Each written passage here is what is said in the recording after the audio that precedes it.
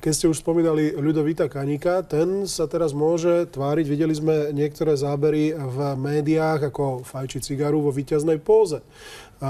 Keď som sa s ním naposledy rozprával aj tu v štúdiu televízie TA3, nemohli sme opomenúť podobné gesto, keď pred voľbami podporil SDK, respektíve aj Ivana Mikloša.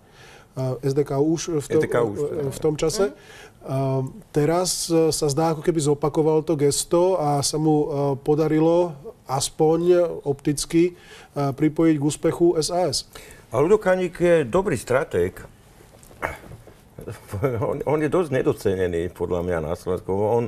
On to má veľmi dobre ako vyrátané, veľmi dobre. No napríklad toho Kotlebu v tých vúckach nemal dobre vyrátané, hoci som ho na to upozorňoval, ale tieto strategické ťahy v tej veľkej politike on vie robiť dopredu, on to vie predvídať. A ja keď som si prečítal, že podporil Sasku, mňa to absolútne neprekvapilo. Hej. Hoci Ľudo Kaník sa nikdy netvaril ako nejaký liberálny politik, hej.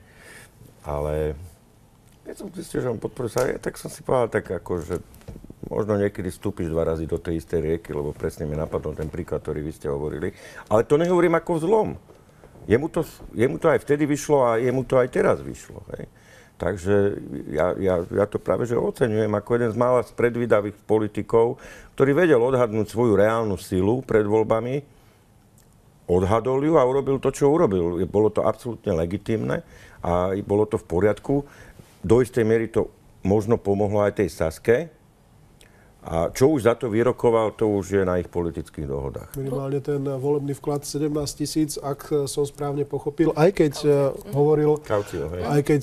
hovoril o tom, že sa vzdá kandidatúry, nakoniec jeho strana po voľbách zostala. Zrejme tam bol ten kalkul, keď už mal svojich ľudí v okrskových komisiách, aby mohol lepšie sledovať priebeh volieb.